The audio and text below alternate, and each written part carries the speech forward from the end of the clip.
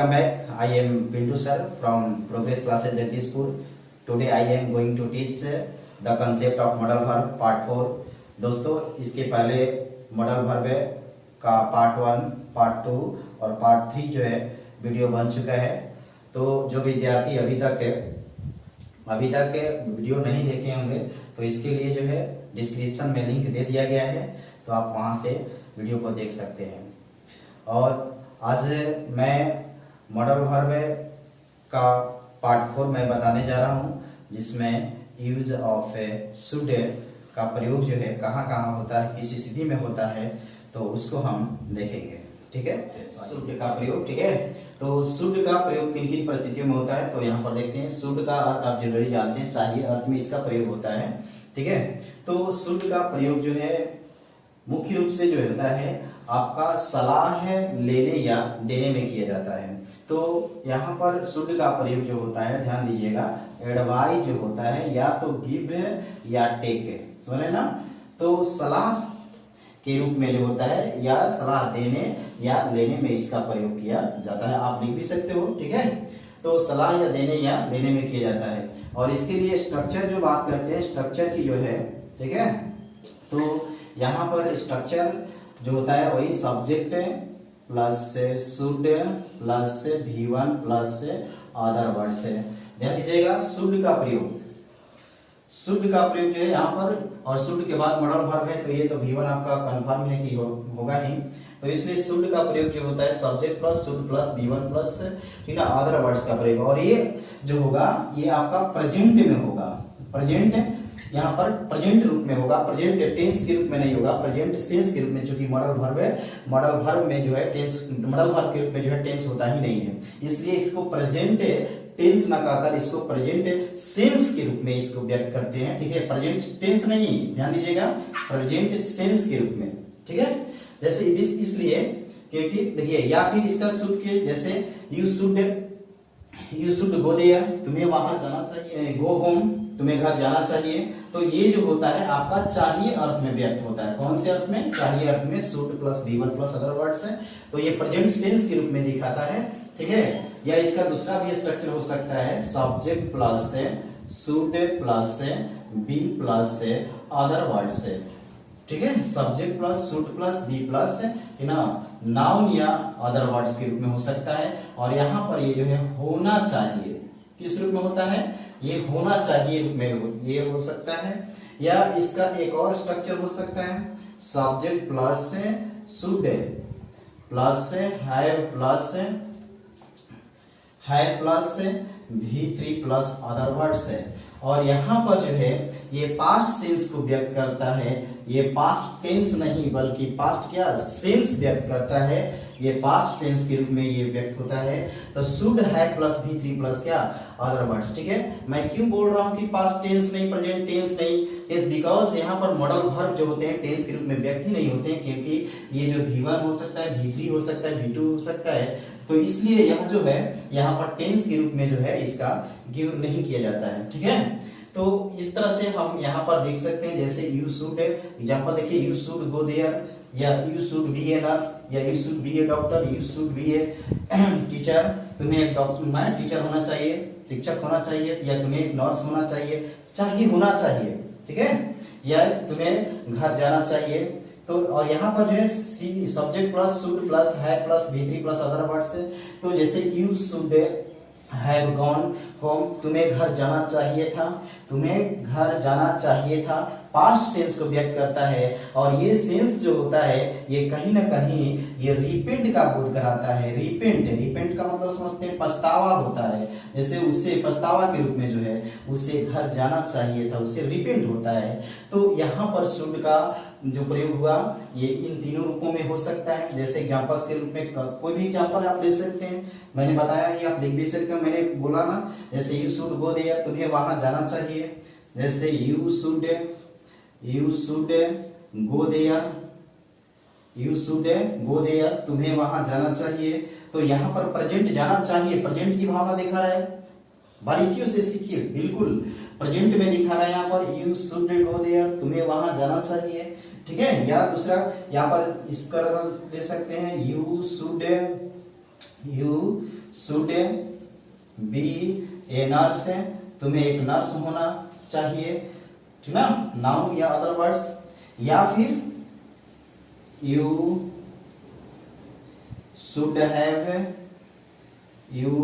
Have gone home, तुम्हें घर जाना चाहिए था।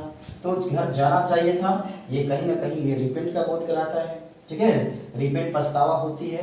तो इस प्रकार से जो है पहला कंसेप्ट ये बताता है, पहला कंसेप्ट में कि इसका प्रयोग जो होता है किसमें, पर ये जो होता है सलाह लेने या देने में होता है। Should is use the sense of advice to give and take, ठीक है, द प्रिपरेशन।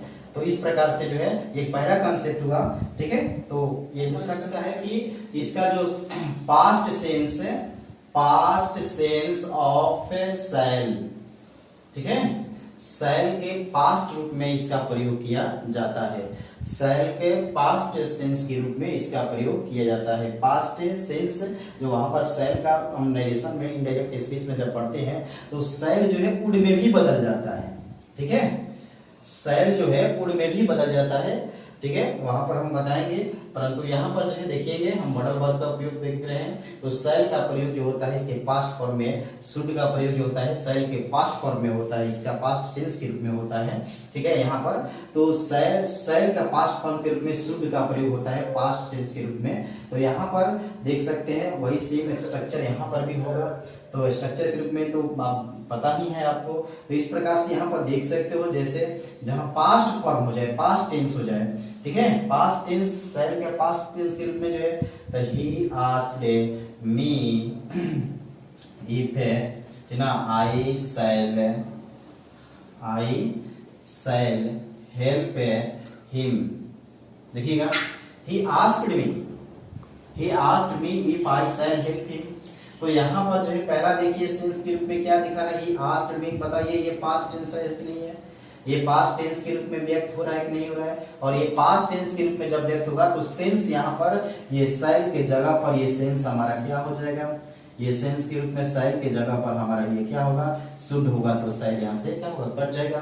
तो ही आस्क्ड मी, ठीक ना, इफ आई, ठीक ना, should not shall, should help क्या होगा, हिम, ठीक है। दूसरा इसका भी देख सकते हैं हम लोग, जैसे ही आस्क्ड मी इफ आई, ठीक है, आई शैल